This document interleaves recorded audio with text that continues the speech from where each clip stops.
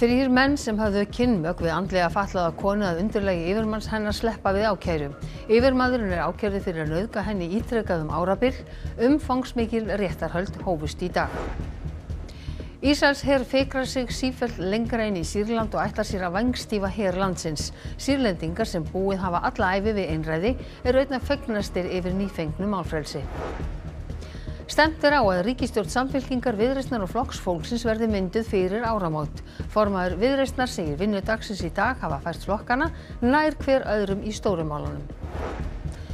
Forstjóra Marels og bandaríska fyrirtækisins JBT fullyrðir að starfsemi sameinaðs félags verði áfram hér á landi.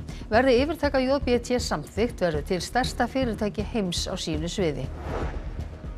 Lokið var við að bora göng fyrir jarðstreng undir Skógá í nótt en hann fór í sundur í miklum vatnavöxtum á sunnudag. Allt rafmagn fór af Vík og nágrenni og þar er enn keyrt á varaafli. Tengivinna er við það að hefjast.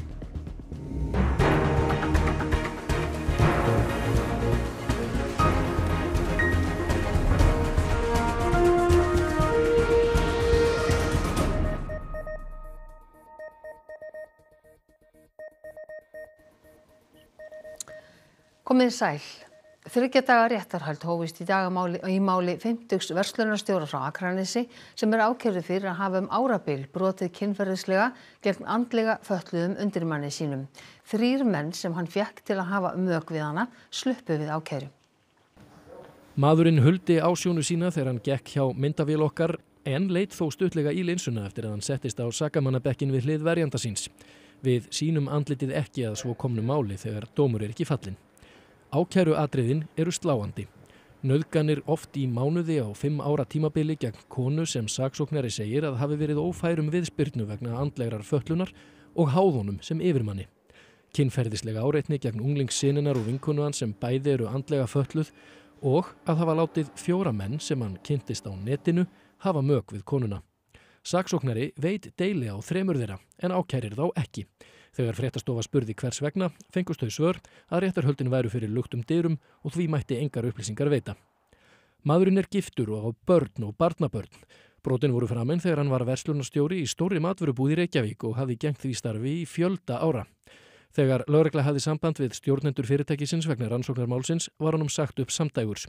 Fljótlega var hann komin í vinnu sem verslunarstjóri stórar byggingarvöruverslunar en hefur síðan verið að látin fara þaðan líka.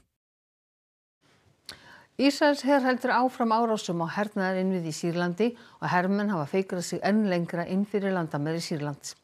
Herinn hefur að eigin sögn eyðilagt orrustuþotur, herskip, vopnageymslur og ratsjárstöðvar í 350 árásum síðan stjórn Assads féll á laugardag. Þá hefur herinn gert árásir á verksmiðjur í Sýrlandi þar sem efnavopn voru framleidd. Nágrannaríki Ísraels gagnrýna stjórnvöld í landinu og segja þau enn reyna að nýta stöðuna í Sýrlandi til eigin ávinnings, meðal annars til að sölsa undir sig sýrlensk landsvæði. Almennir borgarar í Sýrlandi virðast þó enn lítt uppteknir af þessu og eiga nóg með sitt daglega amstur. Lífið er að færast í eðlilegt horf ef það gat þá kallast eðlilegt undir stjórn Assads. Lýsingar í þessari frétt geta vakið ugg. Í höfuðborginni Damaskus eru götusölumenn komnir aftur á stjá og fólk gengur erinda sinna eins og vanalega. Fagnaðarlátum er þó ekki alveg lokið, fánum uppreisnarmanna er enn veifað víða. صارت الشباب تقدر تفوت وتطلع يعني بدون خوف اللي كانوا زارعينه فيهم الجيش قبل ما يسقط النظام. طبعا الشباب قدرت تتحكم تقدر تفوت وتطلع بدون هوية بدون دفتر جيش يعني كان عامل رهاب للشعب طبعا. Í Al-Kamishli í norðausturhluta landsins er einnig fagnað. Þar hafa Kúrdar náð völdum eftir fall stjórnarhersins. حد لا بخاف انه ينقصف لا بخاف انه مثلا على اهله الحمد لله انه يعني واحد بعيش بامان صار عندنا شعور امان واحد بحسن بيحكي ايش ما بده قبل كنا ما نحسن نحكي ولا كلمه Og það ekki aðeins sýrlendingar í Sýrlandi sem gleðjast. Það milljónir sýrlendingar sem flúðu borgarastyrjölduna og ofríki Assads forseta fagna líka og margir eru á leiðinni heim. أنا صار عمري 52 سنة. بهاليومين حسيت حالي عم بشم هوا نظيف. خالي من التلوث. لا رشاوي لا حواجز لا بهادل يعني صار الوضع إن شاء الله بإذن رب العالمين إن شاء الله إنه الوضع ممتاز إن شاء الله. En fall Assad stjórnarinnar ber ekki með sér gleðitíðindi fyrir alla. Aðstandendur fanga bíða milli vonar og ótta fregnir af ástvinum sínum. Réttarmeinalæknar sem tekið hafa á móti líkum úr sýrlenskum fangelsum eiga mikið verk fyrir höndum. أتى من مشفى حرستا 35 جثة بعضه تم التعرف عليه وبعضه لم يتم التعرف عليه قمنا بأخذ عينات لتحليلها الأمر يتطلب المزيد من الوقت. حاطينهم شيء حابسينهم غاز أو شيء ما بعرف يعني مو طبيعي عيون ما إله. Sumir fangar sluppu þó lifandi og eru frelsinu fegnir. Suheil Hamwi snúinn aftur til síns heima í Líbanon. Hann var handtekinn árið 1992 fyrir að selja viski og átti þá 10 mánaða gamlan son. أنا كنت أبكي للحنين كنت أبكي عندك حدا اسمه ابنك براد من ذاتك وبراد ذاتك بهالوقت وانت ما قادر تشوفه ما قادر تعرف كيف شكله كيف صوته كيف نبرة صوته كيف ضحكته كيف انت ما عم تعرف شيء عنه هو عندك ولا قالك هيك بس ما بتعرف شيء عنه ما بيوجع هالشيء.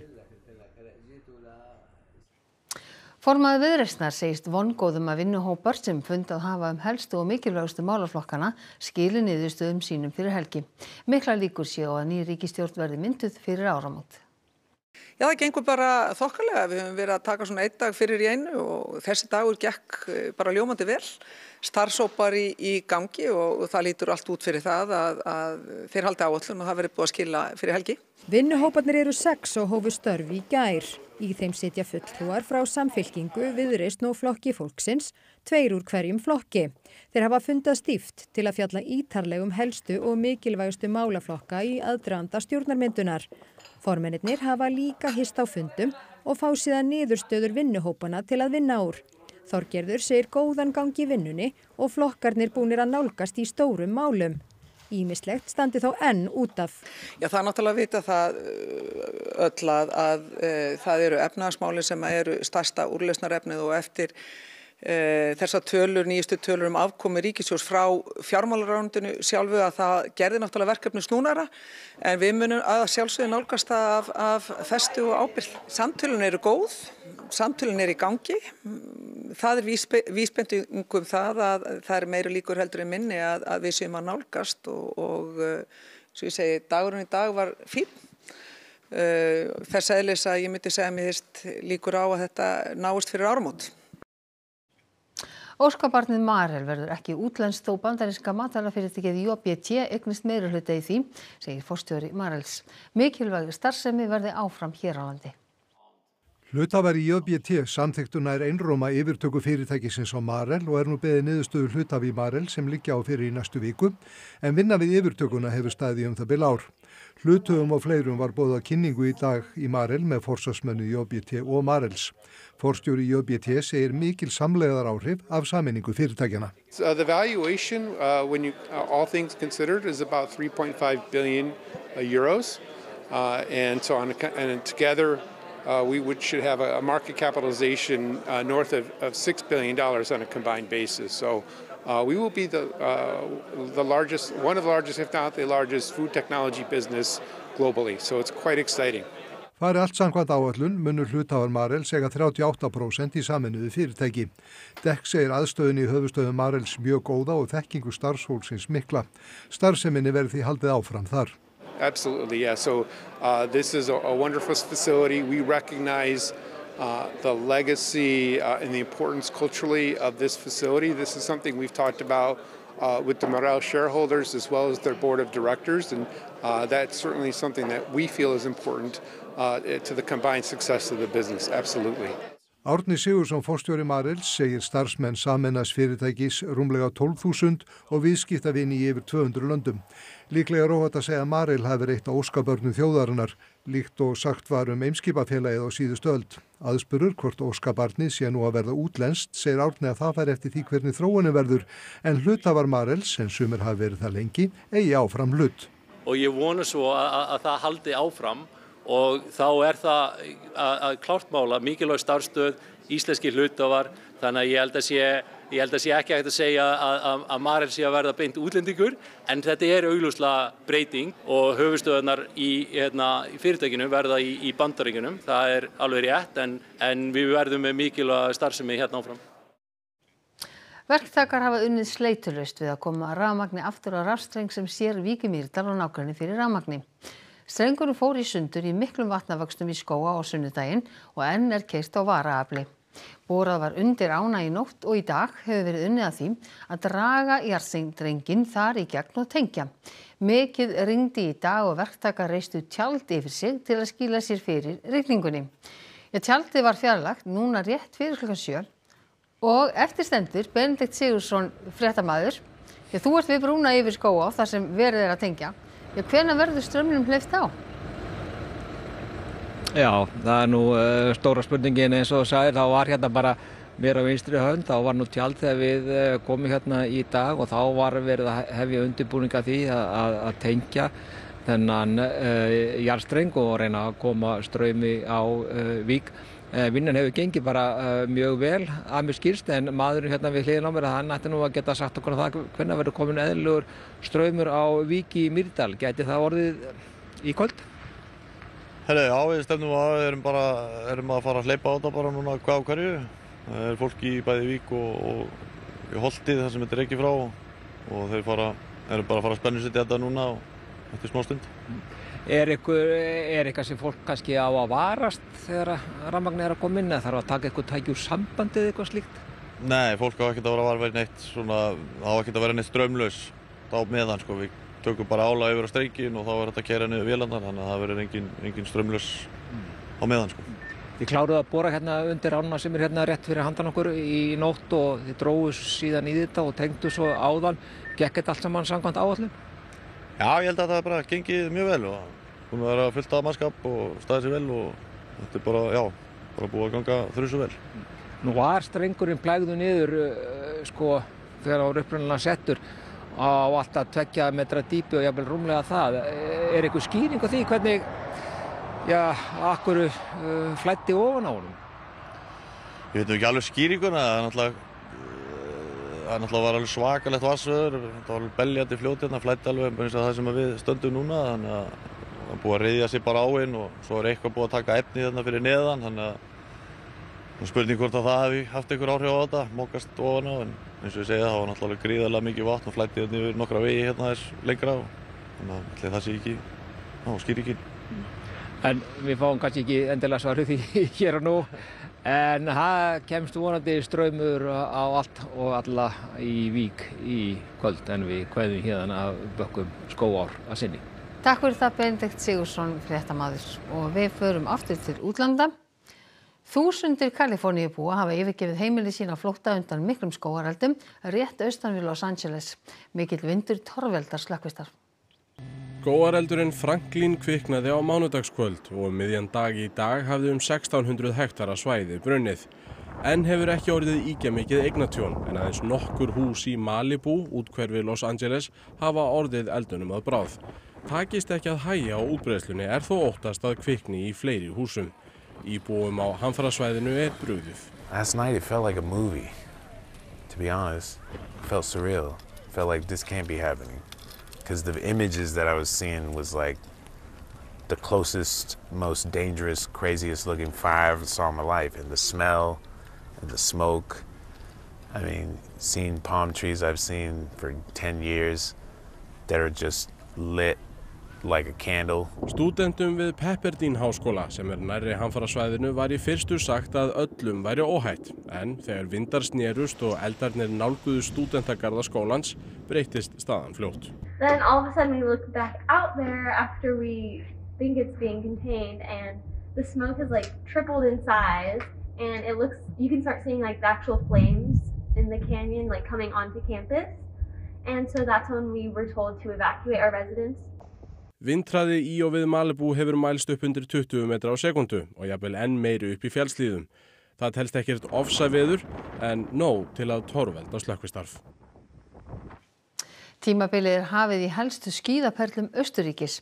Þar fagnaði frækinn skíðagarpur aldarafmæli í vikunni.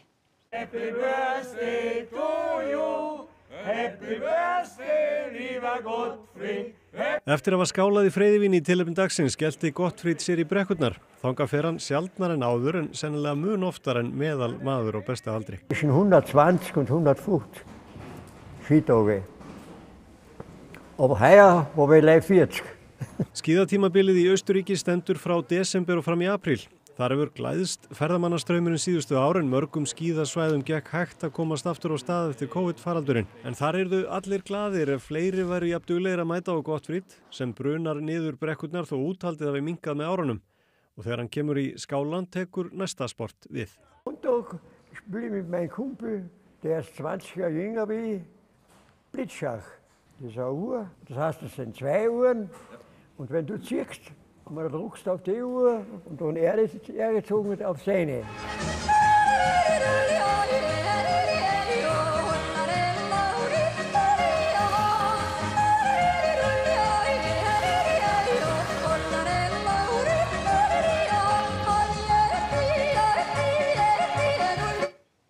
Já, fyrirtæki og stofnanir í Grundarfirði skreyta gluggana hjá sér í jólagluggaleikur sveitarfélagsins hver með sínu nefi. Hefðin ekki nema nokkura ára gömul. Það er ýmislegt við jólin í COVID sem við myndum flest vilja gleyma. En hér í Grundarfirði þó eitt sem fólk hefur viljað halda í. Það er jólagluggaleikurinn. Fyrirtæki og stofnanir í bænum skreyta glugga sína á skemmtilegan hátt svo gestur og gangandi geti notið þeirra á aðvendunni.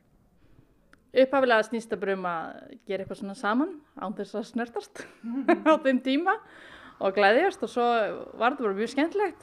Svo snýst þetta að finna gluggana, þetta er ratleikur. Og það er að prenta út svona lítið kort og svo finnur þú staðsetninguna og þegar þú er búin að því þá getur þú sett spjaldið þitt í pott og átt mögulega von á litlum vinning.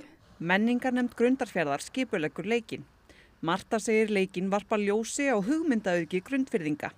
Lára Lind Jakobsdóttir er í menningarnefndinni og sér til þess að allir taki þátt. Hún er með mjög gott lag á því að fá bara fólk til að gera alls konar. Þannig að það gerðu bara allir eitthvað alls konar og það er langt skemmtilegast því að gluggarnir eru jafn ólíkir og þeir eru margir. Og ég hafði nú fengið senda tölvupóst sem ég hafði nú glemt að þarna fara nákvæmlega yfir og svo erum við spurð að því hvort að við séum búin að skreyta gluggan okkar og ég segi nei, við höfum í lenga tíma það en Hadda hún er nú svona ráðagóð og hún sagði bara jú víst, við höfum nú ofan tíma.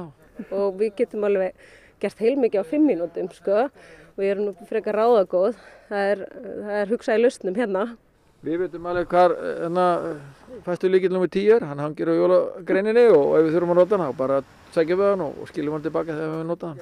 Já, þetta er svona fyrst skipti sem við erum að skila virkilega hlutunum á sinn stað núna. Það styttist til jóla og það er að mörgu að huga. Þar á meðal vilja margir verða sér úti jólatré. Nú Erla María Davíðsdóttir fréttamaður er í Öskjuhlíðinni. Já, hvernig fer jólatrjáasalan af stað í ár? Já, Jóna Vigdís, mér skilst að það gangi bara býsna vel en hjá mér er hann Bergþór, sölustjóri hjá Flugbjörgunarsveitinni í Reykjavík. Beggi, hvernig hefur þetta gengið?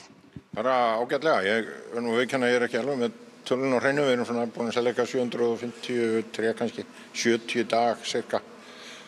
En já, það er nóg eftir við seljum í fyrra 3000 tré og stefnum að selja meira í ár. En þið eru að selja líka á netinu, ekki satt? Er mikil sala þar?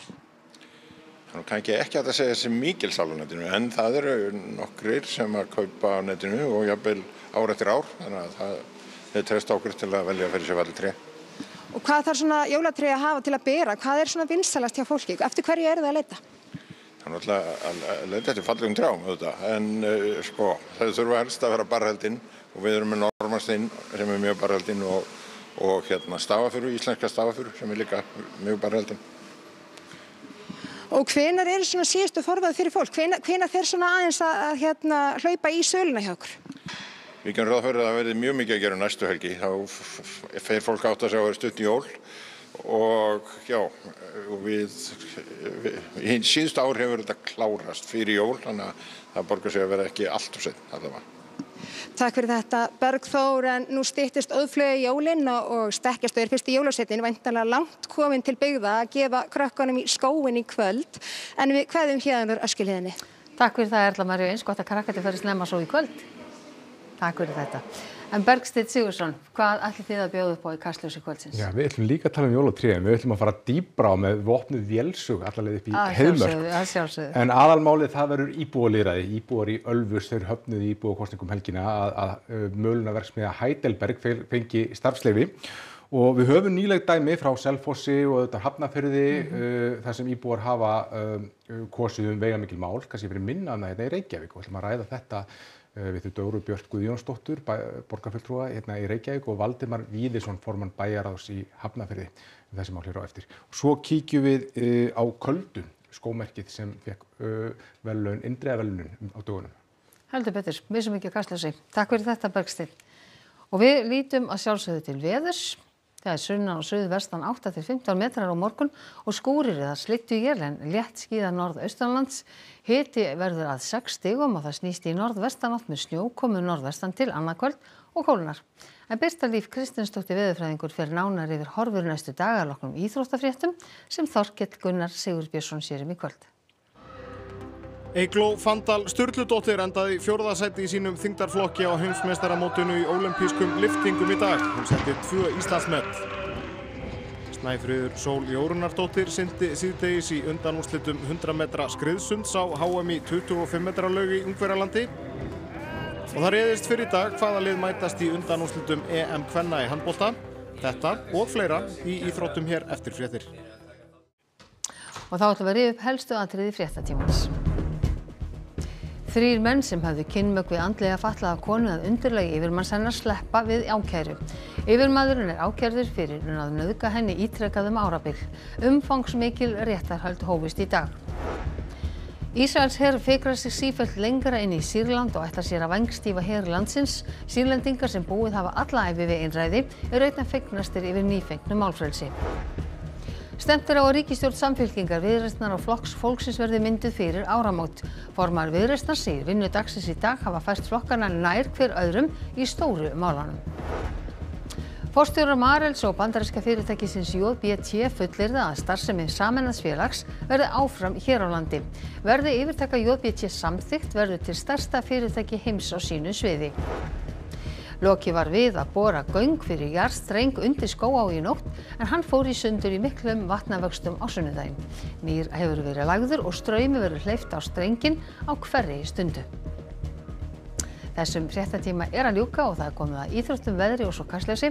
Næstu fréttir eru í útvarpi og sjónvarpi klukkan 10 í kvöld og nýjustu fréttir má alltaf finna inn á ruv.is og svo má alltaf senda okkur ábendingar á fréttir hjá ruv.is.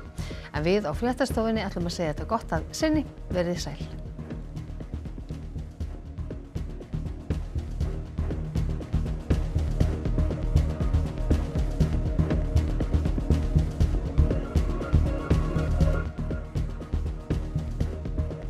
Á RÚV í kvöld.